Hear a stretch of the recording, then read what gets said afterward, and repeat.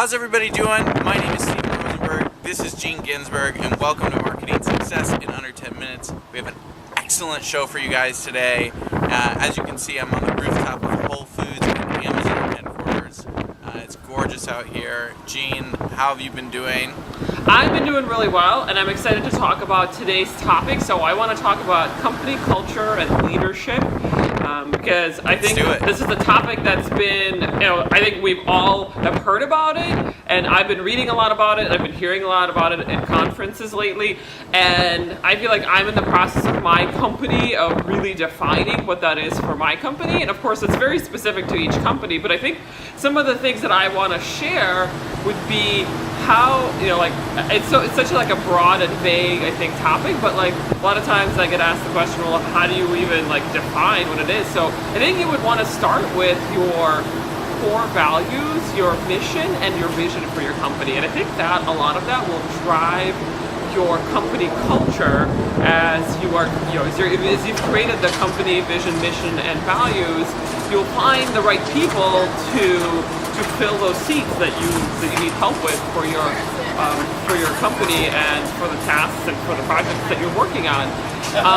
I would say a lot of it has to start with the hiring phase. So you want to hire people that have the right culture fit for your company, and I think it's important because sometimes that happens where maybe you might hire a person who might not be the best fit to your culture, and it really can drive your company down and drive morale down. So you really want to be careful about what kind of people you are hiring, because you want to make sure that, of course, you're hiring the people that would bring everybody up and lift everybody up at your company. What are your thoughts on that, Stephen? So I also think that it's just as important to fire quickly. So I know that sounds really harsh and brash, but I get what you're saying with the hiring, but I almost think it's more important your ability to fire quickly, because a lot of times people get stuck in a phase where you put all of this effort and energy into hiring someone, and for whatever reason, their fault, your fault, the company's fault, what month it is, whatever the fault is, they don't end up working out, but then you spend another 3, 6, 12 months carrying on this employee for a number of other reasons. And I think being able to fire more quickly can also be just as valuable as having different hiring skills. That's kind of my opposition, but I do think it is important to put in all the effort and energy into hiring. Yeah, and of course, nobody really likes to fire people, no matter who we are and what kind of business leaders we are. Awful. Of course it sucks. So that's why I think I agree with you that if you did not maybe make the right choice with a candidate, perhaps, that yes, perhaps the best thing to do maybe just is to part ways at that time. But I think, of course, that's why hiring is such an important process, because you want to make sure that it's not just that the person can do the tasks and can fulfill all the projects and everything, but that they also, fit with your company culture and that they mesh well with the other people who are working for you. Because, the last thing you want happen is for morale to be low because of just one person who might not be a good fit. But I also think one of the things that is important, as we're all, of course, at different stages of our company leadership. So some people maybe are just getting started and they're pretty much doing everything, and then some people are maybe a little bit more advanced as business owners, and some maybe for the most part have stepped away. But I think as I'm realizing as my company is growing, and I've heard that from other people, is that you as kind of the business owner become also the leader in the company, and you drive really what becomes your responsibility as you grow your company and it gets bigger is to drive the culture. That should really be your core, I don't want to say core competency, but really core responsibility for... It all falls on you. Yeah. It all falls on you. Because all of it. You can delegate other things. You can delegate your accounting, you can delegate your even core competency of your business to other people, to account managers, to directors, to C and B level positions. But really the company culture is where a lot of it is driven, actually all of it is driven from the business owner, because they were the person that created the company, so they created the mission and the vision and the values, and of course over time the company has grown. So of course having the business owner and the business leader drive that is really important. What are your thoughts on that, Stephen?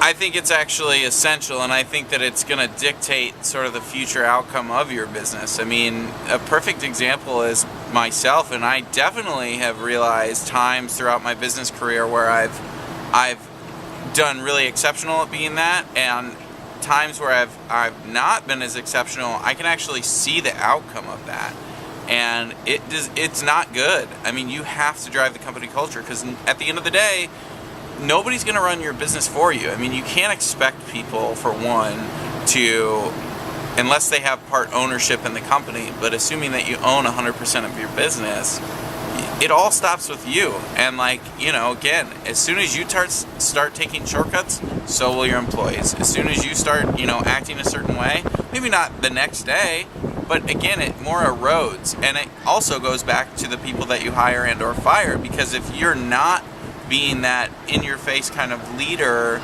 and leading the company culture, if you have someone that's not good, that should be fired, but is still around, you know, that almost, I refer to it as a cancer or a virus. You know, it just kind of spreads, and like, you know, it affects other people, and it just like, it can single-handedly end your business. It's just like a awful parasitic thing that you don't want sitting around your company or your company culture. It's kind of terrible talking about this one person as a parasite, but I guess I'm not talking about any single person. I'm talking about, you know, like sort of this facade that happened. You know, it's not about any single one person. It's just, you know, people can start up drama. People can start up.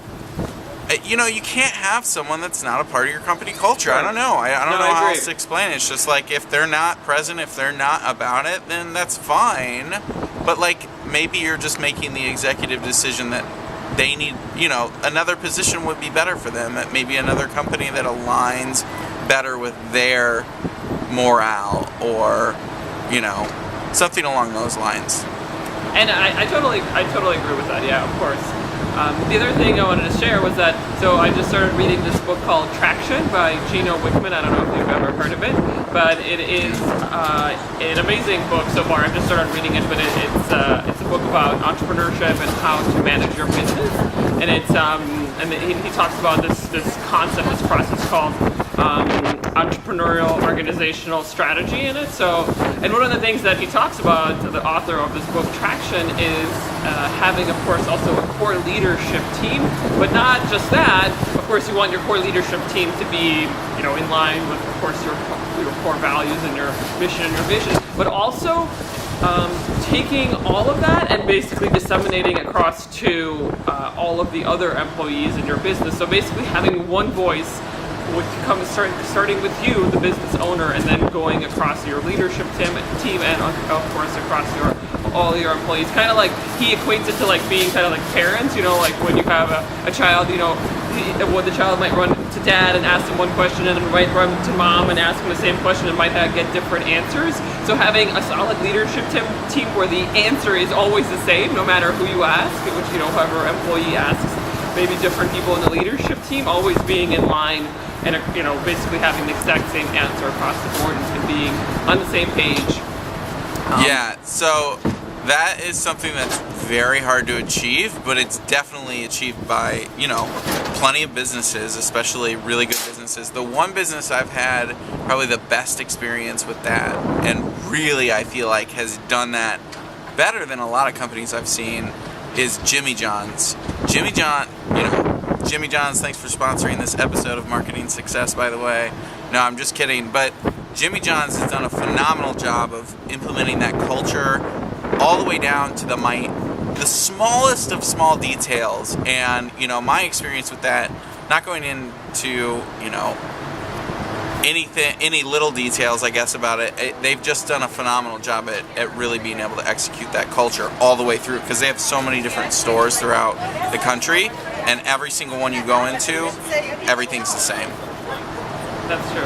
Yeah, consistency. And we talked about one of the consistency in one of our branding episodes, so if you guys haven't seen it, you should definitely check it out. So, any other last parting thoughts? No, I really appreciate everyone tuning in. Make sure you guys like and follow this. Let us know if you have any questions down below, and we'll be happy to answer them. And until next time, have a wonderful day. Thanks. Thanks so much for watching. We hope you'll continue to get involved and join us as we help you find success in your entrepreneurial journey. Please follow, like, and share with others who will find this beneficial. We'll see you on the next episode of Marketing Success in Under 10 Minutes with Stephen and Jean.